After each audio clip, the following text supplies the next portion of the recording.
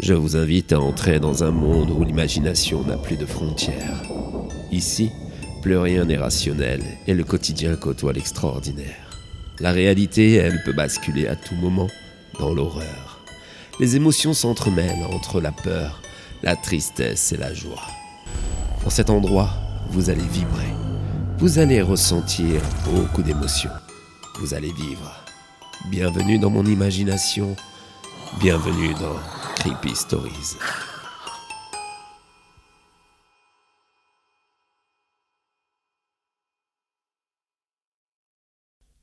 Bonsoir à toutes et bonsoir à tous.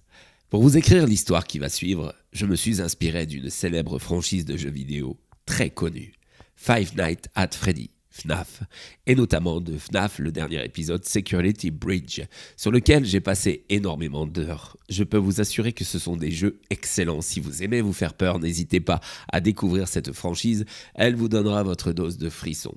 En tout cas, moi je me suis régalé sur ma chaîne Twitch et je peux vous assurer franchement que le personnage dont je me suis inspiré est véritablement terrifiant. J'espère que vous allez apprécier ce que j'en ai fait. Bonne écoute, bon visionnage.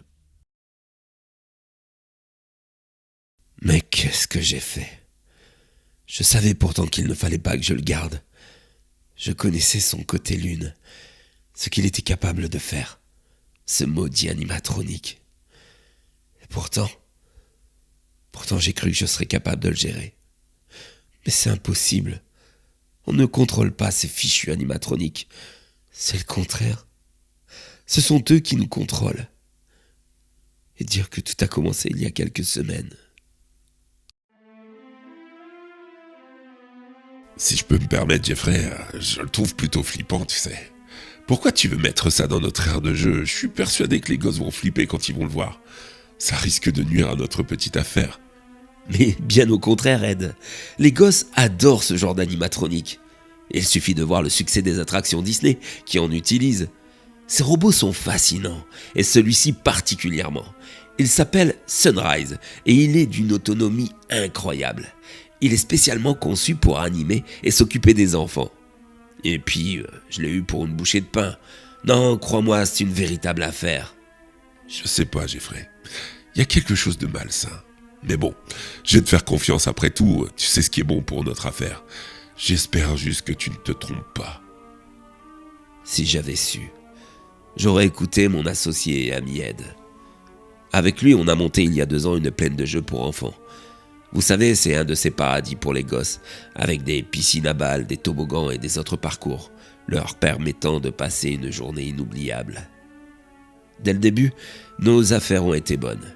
Les familles s'y bousculaient tant qu'on a procédé à un agrandissement avec plus d'installations. J'avais pour objectif d'en faire le Disneyland de la plaine de jeux. Et aussi incroyable qu'étaient mes ambitions, c'était bien parti pour. C'est alors que j'ai commencé à chercher ce qui pourrait apporter encore plus de notoriété à notre plaine de divertissement. Et en réfléchissant sur la concurrence, je me suis aperçu qu'aucune d'entre elles avait une mascotte, un animatronique. Il y a un mois de cela, je me suis donc mis en recherche d'un. Et j'ai trouvé.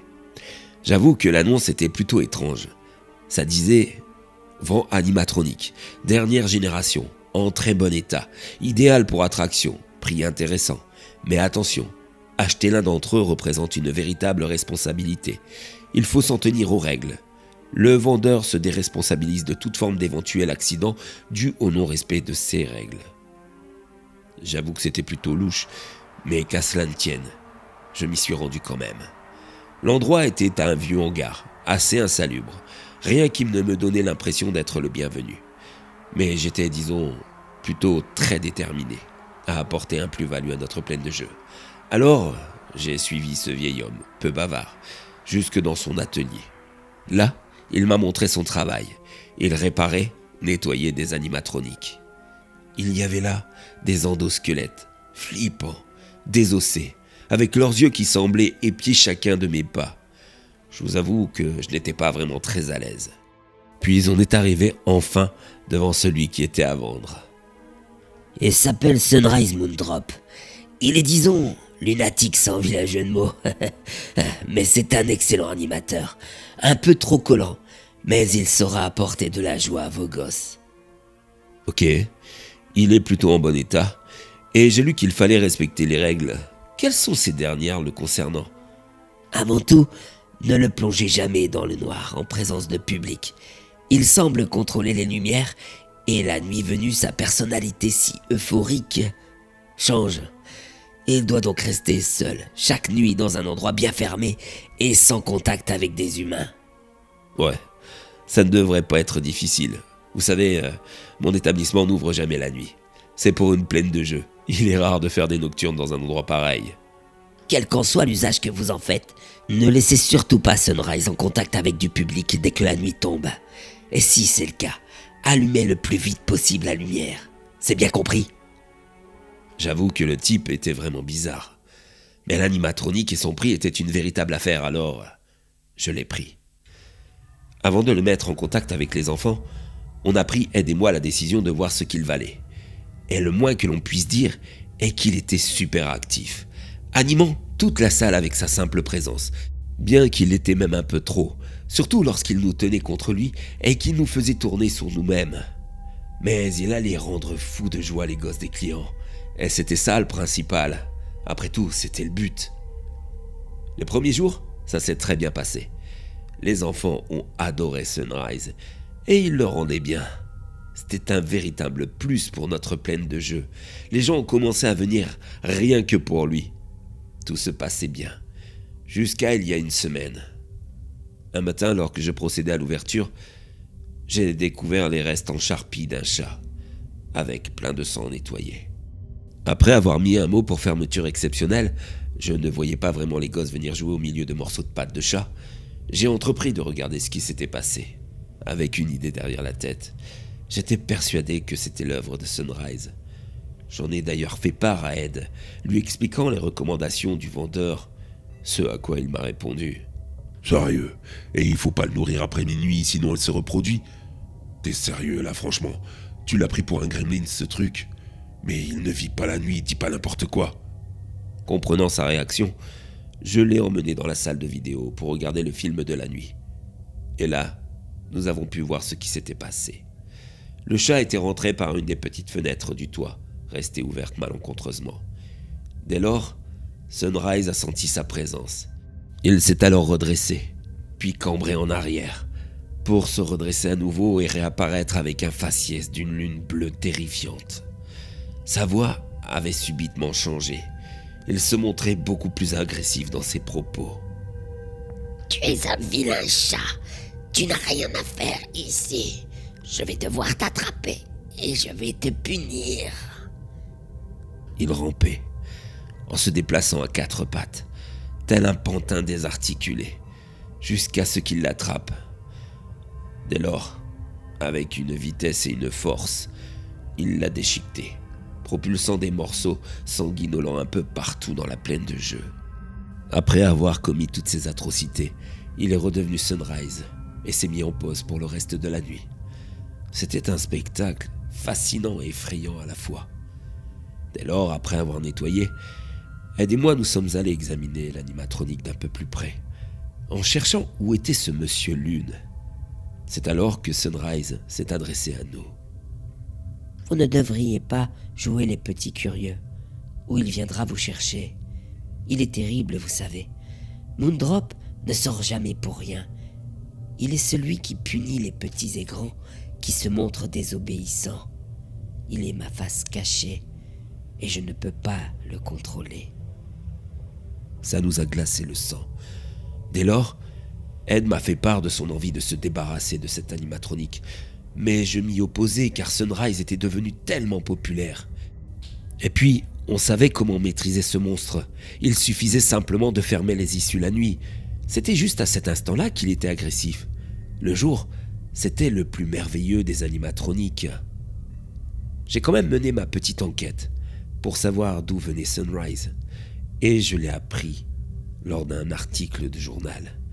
Il avait été récupéré dans l'ancien Freddy Fazbear Mega Pizzaplex, qui avait fermé pour des incidents assez étranges. C'est vrai que tout ça était lié, et du coup j'étais encore plus conscient que Sunrise représentait malgré tout un danger. Mais contre toute attente, et malgré ces révélations, Je l'ai gardé et j'ai promis à Ed de faire attention à tout. J'ai géré, vous savez. Je vous assure, j'ai géré. Jusqu'à ce jour. Elles en avaient pourtant tellement parlé à la télévision. Mais nous étions trop occupés à surveiller notre cher Sunrise. Pourtant aujourd'hui, vers 16h12, en pleine heure d'affluence, une éclipse de soleil nous a plongés dans l'obscurité la plus totale. J'ai vu Sunrise prendre le contrôle des lumières. Puis il est monté sur l'un des plus hauts toboggans. Et il s'est adressé à tous les enfants ainsi qu'aux parents présents. Je me souviens encore de sa voix. Je me souviens de ce qu'il a dit.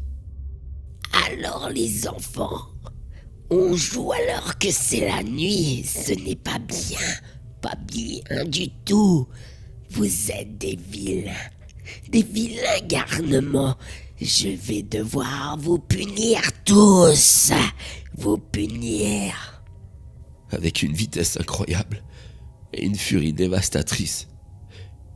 Je l'ai vu démembrer, décapiter des gosses dans un bain de sang d'une violence inouïe. C'était horrible. Les gens se précipitaient vers la porte en hurlant, tandis que le sang giclait abondamment sous les coups de Moondrop. Certains ont pu s'échapper. Mais combien sont morts? Combien? Je regarde les décors. Les tapis sont imbibés de sang, de morceaux de chair, provenant de gosses et d'adultes. Des tripes, des têtes décapitées. Quelle horreur! Tout est si rouge. À présent, c'est à moi d'essayer de rallumer la lumière, sans qu'il me voie, car l'éclipse n'est pas finie. Je marche au milieu de tous ces membres déchiquetés. Une chose, je n'aurais jamais cru que ça allait prendre cette tournure. C'est moi le responsable de tout ça, de toute cette horreur. Ed m'avait prévenu, mais je ne l'ai pas écouté. Le pire, c'est que ça lui a coûté la vie. Je l'ai vu sortir une fillette avant de se faire décapiter dans un cri horrible. Je suis tellement désolé. Tellement désolé. Bon. Il faut absolument que j'essaye de sortir de là. Oh, il en reste un. Alors, vilain, on essaye de quitter les lieux en douce, mais je t'ai trouvé. Dommage, si près du but. Tu es un vilain garçon, et tu sais ce qui t'attend. Il va falloir que je te punisse. Il va falloir que je te punisse, vilain garçon.